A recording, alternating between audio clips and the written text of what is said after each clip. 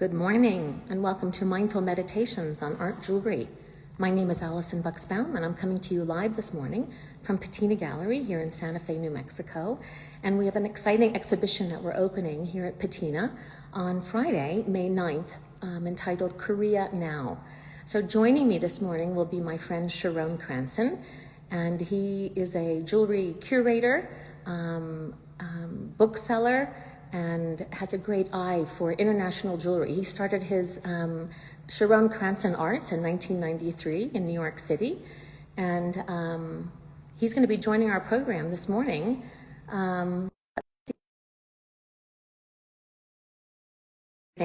Exhibition. Give us just a second to invite Charon. So let's see. Oh, here he is. That was quick. Here I am. Hi, Hello. thanks for joining. Good morning. Good morning. So I was trying to tell all of our viewers a little bit about you, that you started Charon Kransen Arts in 1993 in New York City, and exposing all of us to international and exciting jewelry around the world. That's And right. I thank you for that.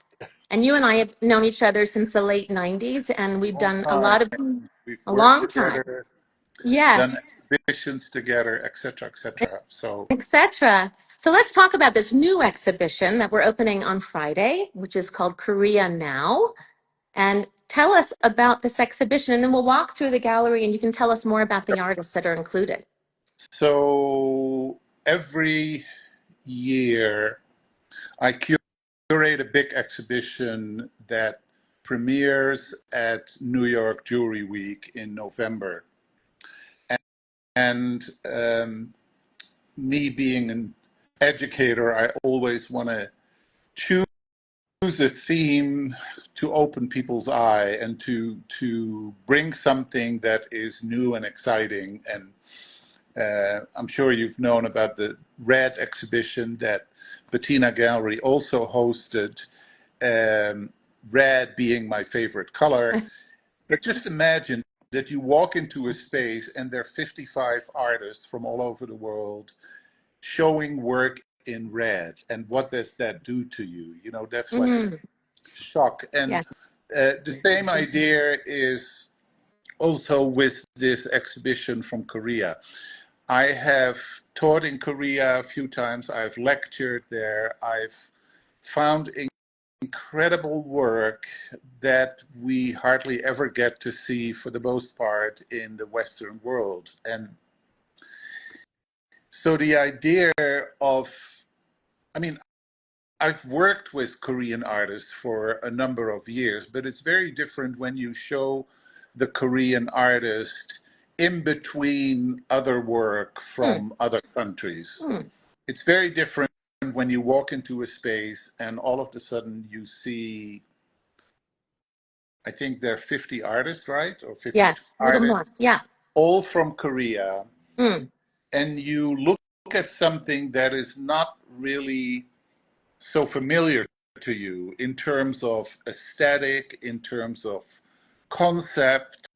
And that was the whole idea about this exhibition. Like, this is jewelry from a different place in the world, different culture, different approach. And I'm so glad that Bettina hosted this exhibition again, because this work needs to be seen. And why does it need to be seen? There's a big difference.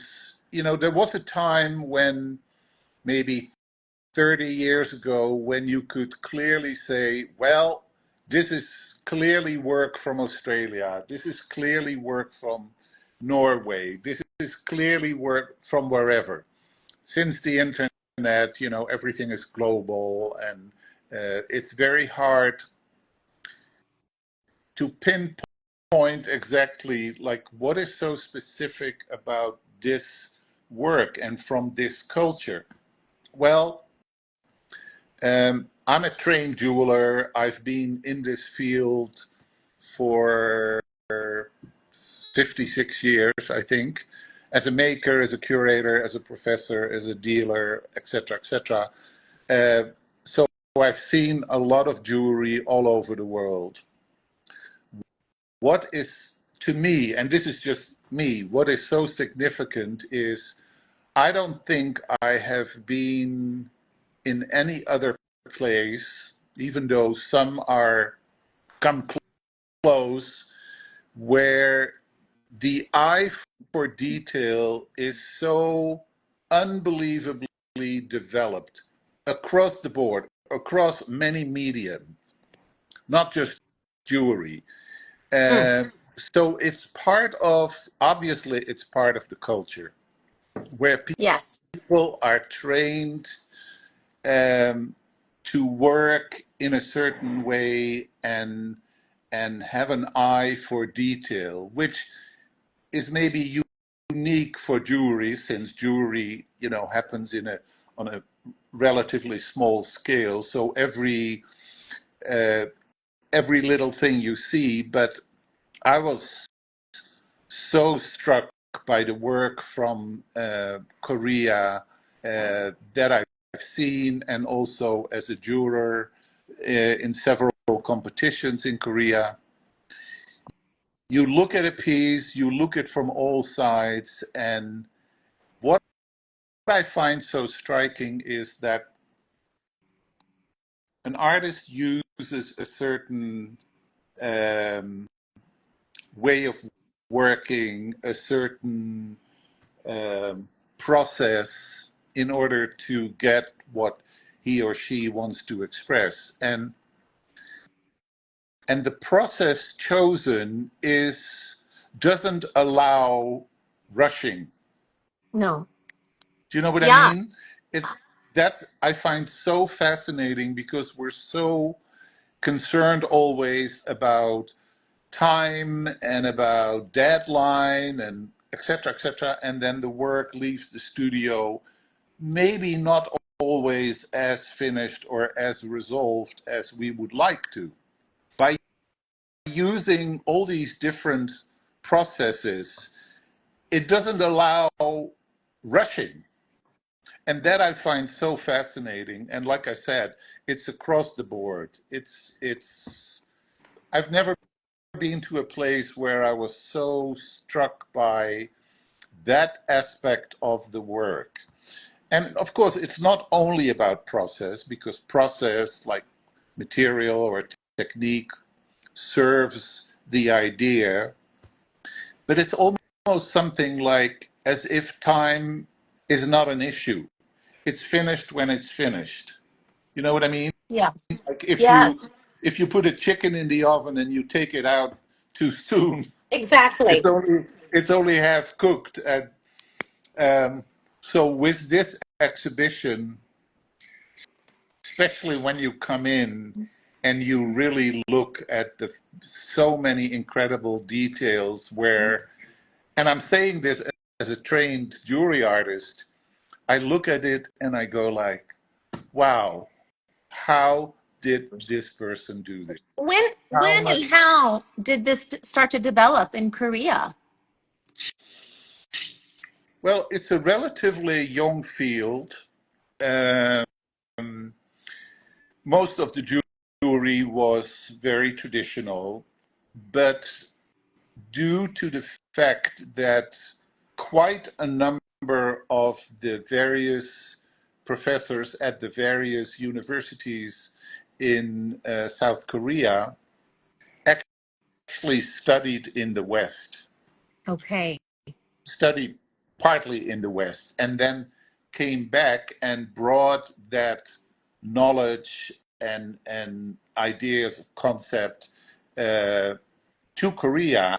And there's been an incredible boom in I'll say. terms of contemporary jewelry, thanks to the what's the word in English? The mixture of Western and Eastern ideas. Ideas and philosophies. And Yeah.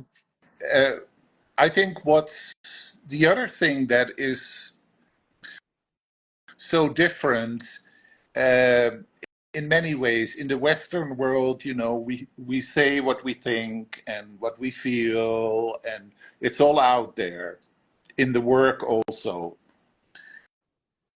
That's not very Asian. That's not very, Japanese or Chinese or Korean.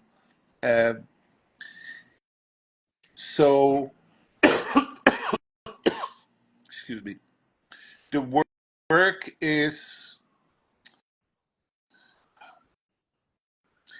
it's in a way it's much more internal.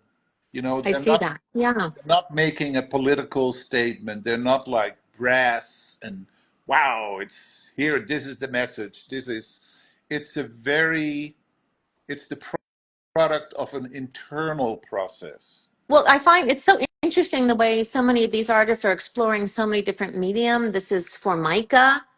Right. And as someone who studied metalsmithing, I mean, I scratch my head. I wonder how they actually put this together and just the thought Yeah. process, although they might be more internal and more, and maybe quieter, perhaps with aesthetic, but they're not. I mean, these pieces are outlandish. They're large in scale. But the concepts and the way that they work, I mean, this is so beautiful. This is Korean paper Yeah. that's that's Korean stretched paper, stretched over like wood. stretched over wood, but individually, like they're little pieces of Korean rice paper. But you can also look at the titles of the work, like you I can think of a number of titles and you just in the with my Western way of thinking, you just scratch your head and say confluence Yes, as a title, and you think, wow, there's a whole story behind that, but it's much more of an internal internal. process. Uh, and I think, you know, if you go to an exhibition like this, you really have to look. You of course, everybody comes in with different intention, and a lot of people just glance. But there is so much to discover when you really look and see, Yeah, wow. you really have to take time. I mean, this is a great example. The work of, is it Soo-Yi Kim? Soyeon Soo-Yi Kim? Kim? And I Yeah, apologize if I'm no, not no. pronouncing it Hey, correctly. I'm not even pronouncing all the names correctly. Yes, I'm still practicing. But yeah, this is a good example of she always starts with one image, and they're usually images of places she's been, travels she's made. And then so the back is always the picture she starts the with. singular image is on the And back. then she makes many of that same image and moves it. So here are, I don't even know how many layers, but probably 30 layers or so, if not more, Yes, and moves it so that it becomes a very different image altogether, and then covers it with a resin so it's protected. yes. But you're right. When you look at something like this, it's of course the concept also, but the execution is it doesn't allow any mistake. No, not at all. Very precise, very detailed oriented. There's one here where someone was remarking that it looked like a piano keyboard. But Yeah, in fact, it's from a train uh, a train station. yeah, exactly. That's the necklace, right?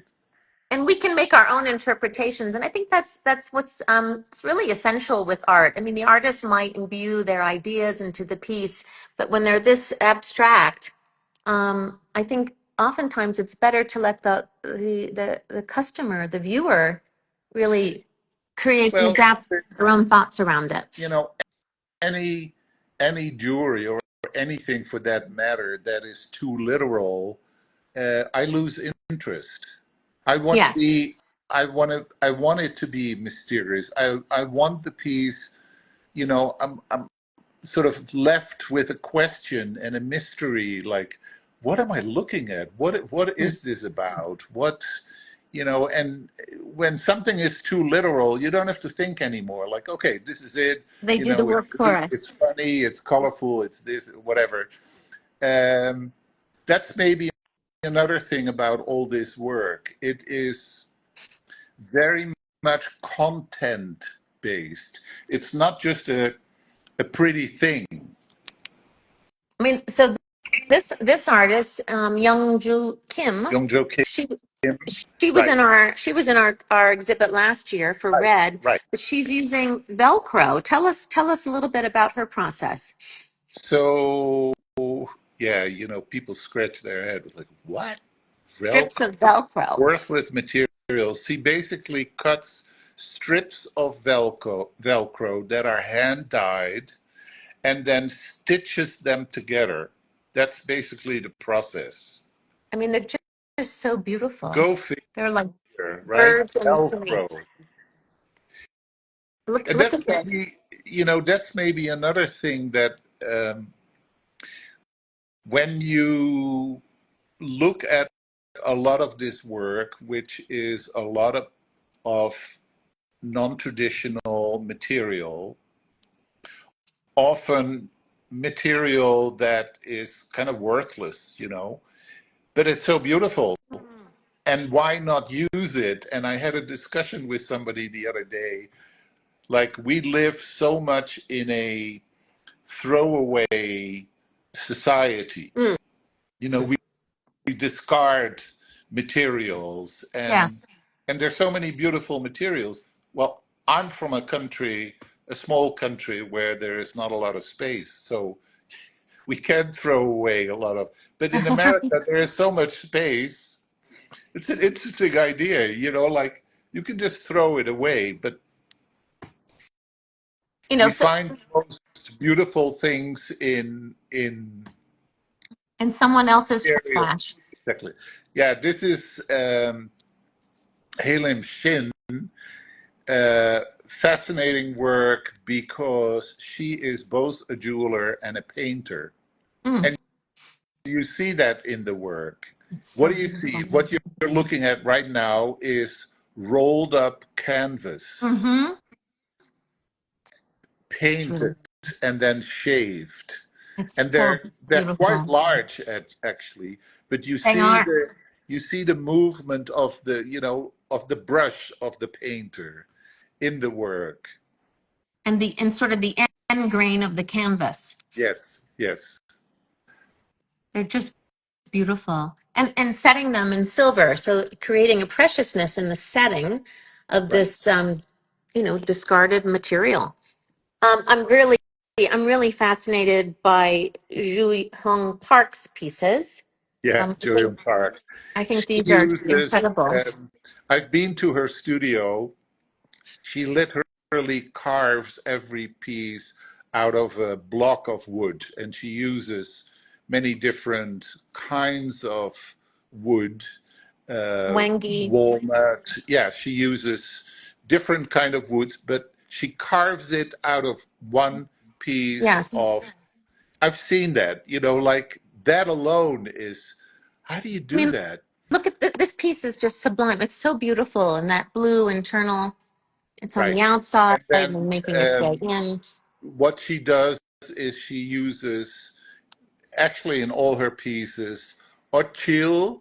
Hmm. Ochil is a Korean lacquer technique, Yes. and that goes in layering and um,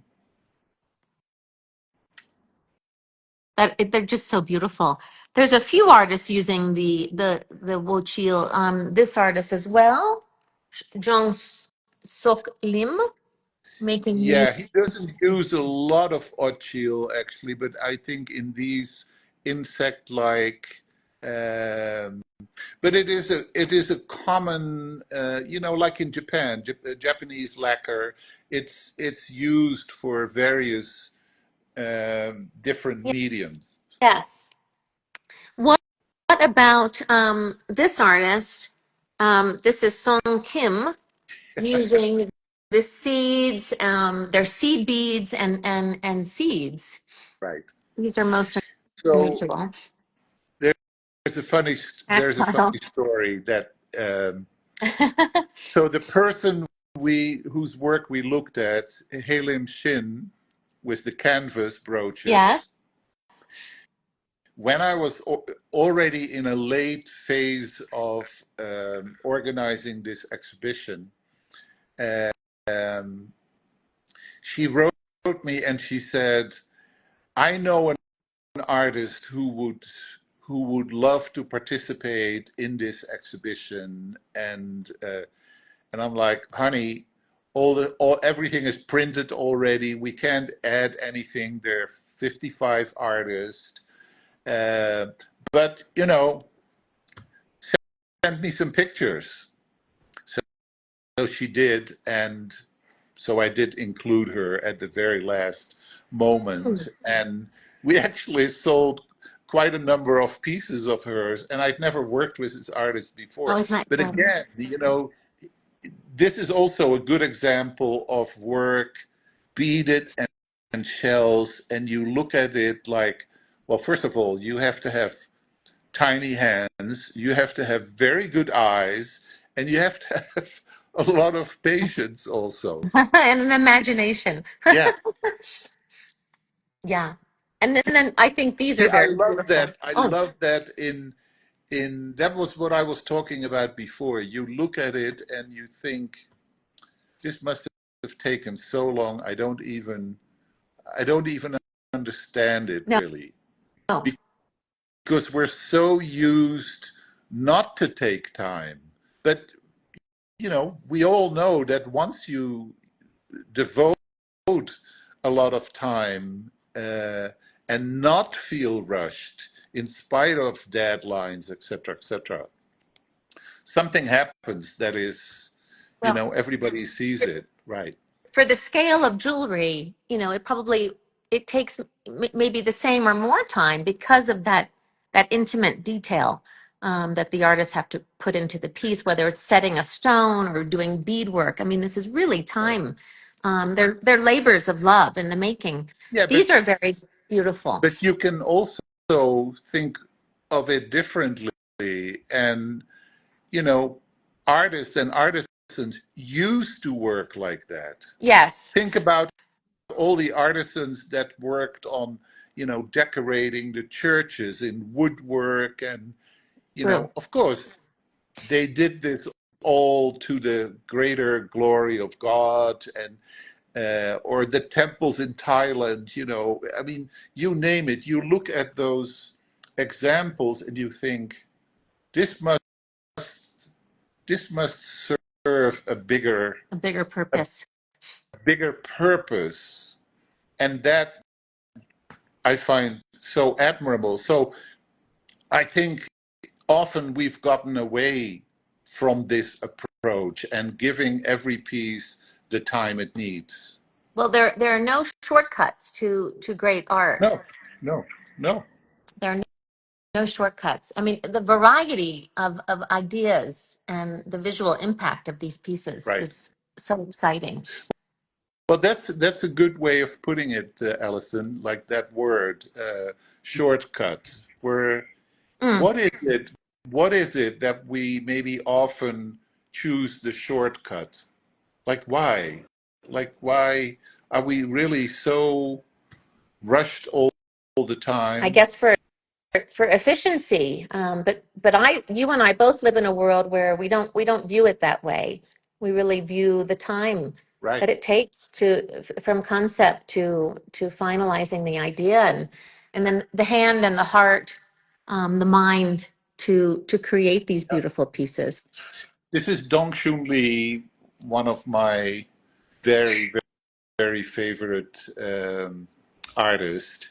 He's Korean, of course, but he also studied at the academy in Pforzheim, Germany, where I graduated from. Mm. And then he went back to Korea, and he's been head of the jewelry department of Kookmin University, which is the premier uh, place in Korea, I think, for contemporary jewelry. And what would you say the age range is for many of these artists? Uh, um, I mean, they're not mostly young, 30, 40. I mean, there's a, yes, there are.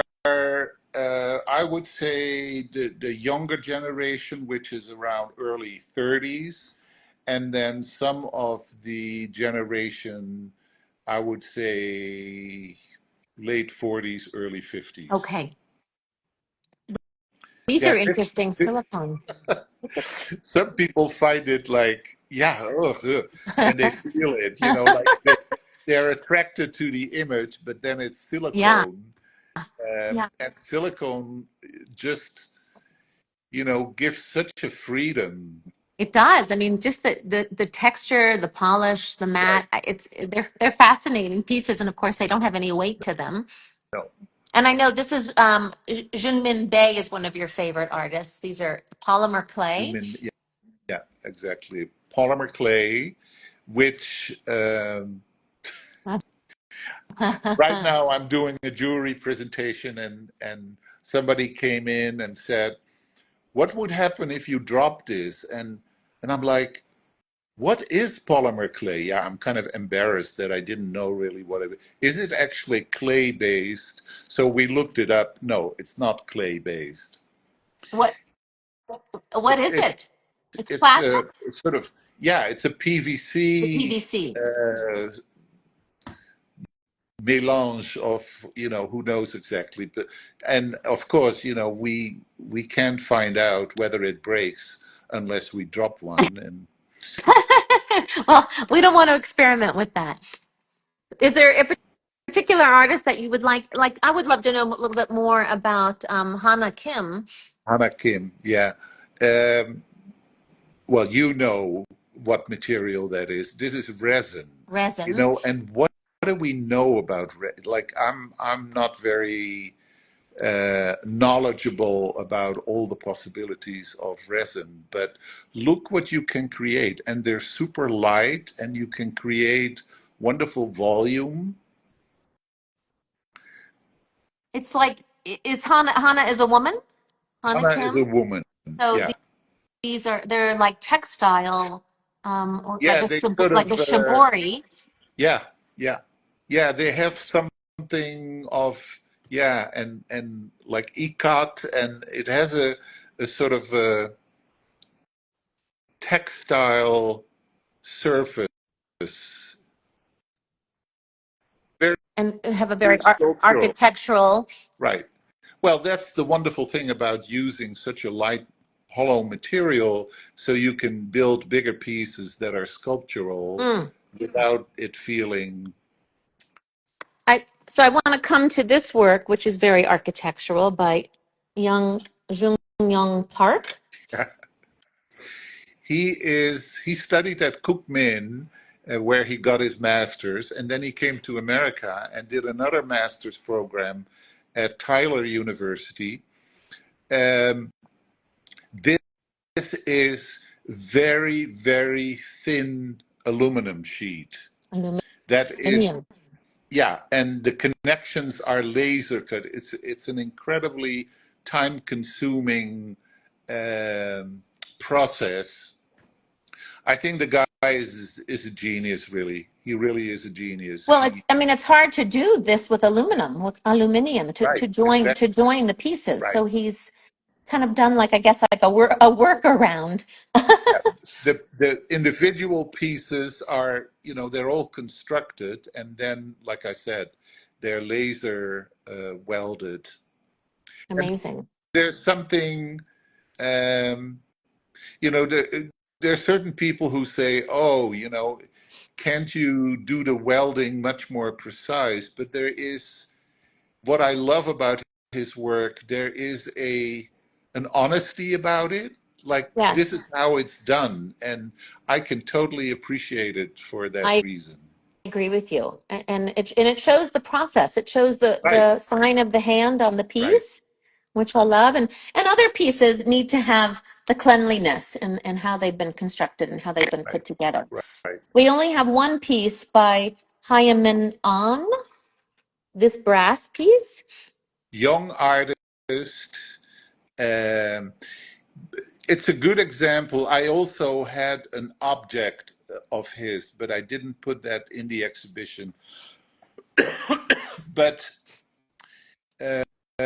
like I said, I've been several times to Korea. I've seen exhibitions at fairs. Um, the silversmithing is is so highly developed in Korea. I've seen work. This is also. Does this look to you I like? mean, look at I that. think she is still a graduate student. That's You know, incredible. she's still very young, but the work looks so mature.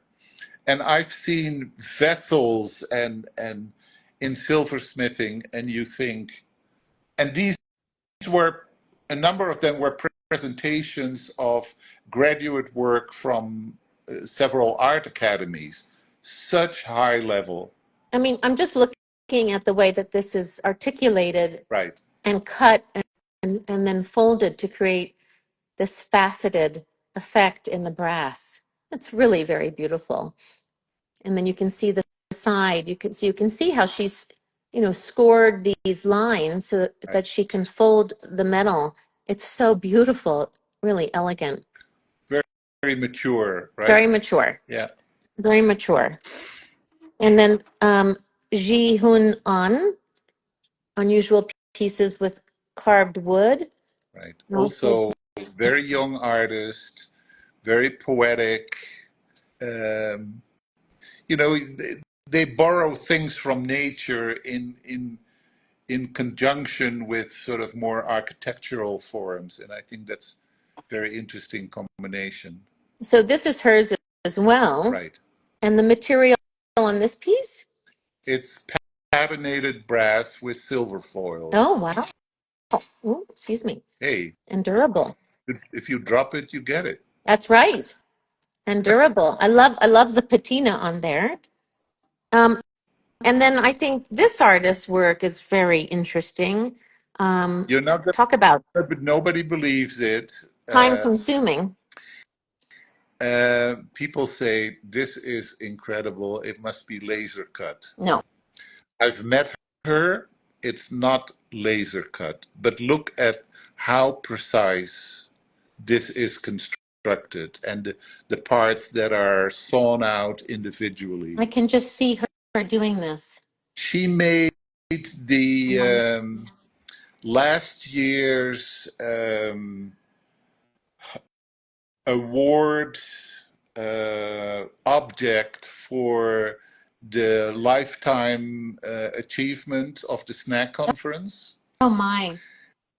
Um, and she's been she's gotten so many awards, and when you meet her, you know she's a she's a how do I say that, rather small, short Korean woman, Mm. but and you think, wow, you know, people would maybe think, oh, this is typically, you know, man's work, but she is unbelievably uh, committed and to a perfection that Well, when I think about a meditation and in the making, I mean, you have to be of a certain mindset and quiet in your ability to sit and just saw and cut these individual spaces to create this you're this lat right, you're this right. this No, you're lattice work. right. It's It, its own meditation. it is, you know, somebody who is uh, um, sort of much more hyper could could never No, make this kind of work, no, right? No, kind of insect. she has a certain They're very beautiful. quietness about her. Yeah, beautifully made. Yeah, Beautiful. Well, Sharon, maybe there's one more artist I just would like to delve into with you before we go. yeah. I find these really, gosh, so interesting. So it's like looking outside of a window It's they're photographs printed on acrylic and set in this patinated frame. I know it's a Tom Dow. It's you can look at it from different angles, but again, the you know what what always fascinates me, and again, having been in this field for 56 years, seen so much jewelry all over the world, every time when an artist sends something, I sometimes just jump, like, because what you see is, the gift is you get to go into the mind of this Yes. artist. Like, what a creative mind. How do you get to this? How do you get to this? Because everything, there's so many things they've been they've been done already, and to continue to be innovative, and I mean, I find that there's so many aspects to it that I think are fascinating, in terms of architectural, in terms of an image looking from a certain angle, Yeah, um, and it's interesting also. We look at, in general, work coming out of Japan and Korea. You think that um, the general public will not wear bigger pieces, right, right? right. They look small, very small. Don't draw too much attention to yourself. It's fascinating, and you see it partly in the exhibition also, that there is a whole new, younger generation of Korean artists who are not afraid of scale. I love it. I mean, they might be demure in the way you look at them or approach them. You would never think that they could make something like this. Right. But then And their outward, it's almost like they have this facade, and the jewelry is their way of letting out, really sort of what's lying dormant inside of them. right. It's And I great. can so appreciate it, especially when you come from a culture or a country that is rather traditional. Hmm. I find it amazing that people just step out of there, even though they come from that tradition, and just make what their passion is. I think it's terrific, and I think you're terrific. I love that you have really gone out on a ledge to do this work and curate these exhibitions and bring this outstanding work to really expose us to new ideas, compelling ideas in jewelry. It's not always just about metal and gemstone. You've always pushed the limits of my thinking beyond what I thought or used to think, about jewelry. And Patina is a place, we have a very expansive gallery, 2,000 square feet, filled with outstanding works and with gemstone and metal. But you have opened my eyes to a new world. And I will forever be grateful. The gallery celebrated its 25th anniversary last year, and Right. we have been partners For a all long time. this time. So, Well, it's true. The we live in a certain place, so we get used to certain ways of looking, certain value system, and when you look at this work, it's like, wow, there is a place in the world where people just look very different at the idea of jewelry and adornment. And so I think it is, it goes both ways. absolutely, To see absolutely. work that is so different, and how do we respond to that? Like, what do we think? What do we? And I'd love to hear that, from clients, people who come. Like, Yes. sometimes you just want to Well, crawling it to may their not head, and like, what are you really thinking? Like, what are exactly. you looking at? And it may not be everyone's cup of tea, but you Absolutely. have to acknowledge, these artists and how they're willing to really push the limits of what we think of with adornment, whether it's for the body or for their space, Right. to bring these fresh ideas to on a smaller scale. Because these could be monumental. I mean, Yeah. I could imagine Yeah. walking through a piece like this. Yeah. So anyway, I think you're wonderful. I'm sorry that you couldn't Isn't be that, here for this. I know, but isn't that the whole idea of an exhibition? Of course, Yes, we hope people will buy this, but no matter how you go to an exhibition and you walk away from it like, wow, this this stays with me. This gives me food for thought. yes, Uh, it's good to leave your comfort zone and be it is. confronted with something that you're really not used to. So Absolutely. I 100%. applaud you and Patina Gallery for Thank taking you. on this exhibition. As we know, it's always a risk, right? Will people will Absolutely. people get it?